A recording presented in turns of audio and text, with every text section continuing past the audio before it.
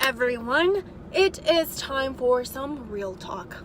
Today I want to talk about a social issue that is very important to me, and that is also my platform as your Miss El Paso America, and I call it the confidence code.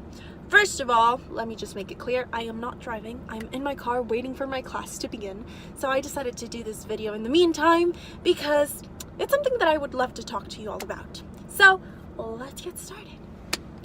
The reason why I call my platform the confidence code is because I focus it on having self-confidence and promoting having higher self-esteem, because in my opinion, low self-esteem is what causes bullying and suicidal thoughts. And I believe that if we all loved ourselves and valued ourselves and if we all just knew our own self-worth, all those suicidal and bullying rates would go down tremendously. So I have 5 tips that I like to go by when it comes to the confidence code. And number 1 is being self-aware. This is kind of hard because this is a time where you have to realize the positive aspects of you and the negative ones. So I recommend you to get a notebook and write down all the great things about you, everything that's positive, your traits that make you who you are, everything that you're proud of, things that you've done, just anything good about you, write it down. And the second thing, which is probably the hardest thing, is to write down your flaws, all those negative things that you don't like about yourself, things that you wish you could change. And this doesn't necessarily mean that they are bad and that you have to change every single one of your flaws, because you don't.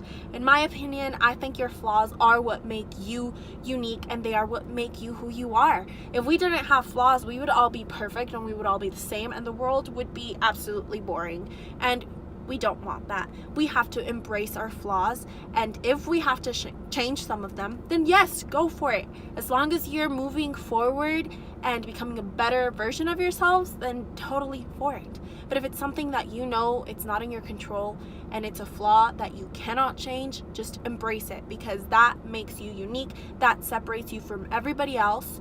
So use that to your advantage. Number 2 is stop giving your power away to other people. If somebody is being mean to you, or they're being rude and they're just doing things to hurt you, and you allow it, that means you're giving in and you're giving them the power to hurt you. And you need to stop doing that, because all of that negativity is in your control. If you let other people come into your life and affect it in a negative way, you can't blame them. You can only blame yourself, because you are the one that has control and you're the one that can stop them. And maybe you can just, cut all communication with that person, or you can just step away, or you can do something to fix it. There's always something. And even just mentally, yes, people are going to have negative things to say about you, but you can always turn those negative things into positive things. And you can see, oh, maybe this person's right. Maybe I am a bad person, or maybe whatever negative thing they told you, and you can change it into something positive, and you can use that as a tool to make you better. Or you can just ignore it if you know they're wrong and not let it affect your life in any way. And so that leads to number 3, which is focus on your progress. Who you were back then doesn't mean that is who you will be for the rest of your life. You can always become better. You can just focus on your future, focus on that person that you want to be. You don't have to be who people say you are. If people say you're a bad person, that doesn't mean you have to be a bad person. You can change. We have our entire lives to live. And if you decide to focus on negative people and to let people bring you down, then you're wasting your life. Life is short. Be happy. And that leads to my number 4, which is put yourself first. This may sound kind of selfish, but it's totally not selfish. It's not selfish to put your health, your mental health, your happiness first. You need to go first. You can't please everybody in this world, and that is okay. It's okay to make mistakes. It's okay to have flaws. It's okay to take care of yourself, because that means you're human, and that's a good thing.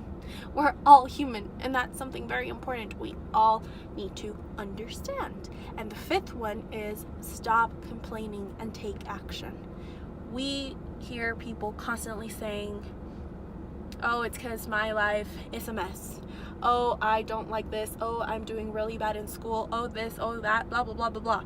They're always constantly complaining about their lives, and it's like, please stop complaining about your life. Take action. If you don't like something about your life, you can do something about it. You can either change it, make it better. Maybe it's you who is wrong. Maybe it's somebody else around you that's wrong. Figure it out, but stop complaining, because the more you focus on the negative aspects of your life, the more negative your life is going to get.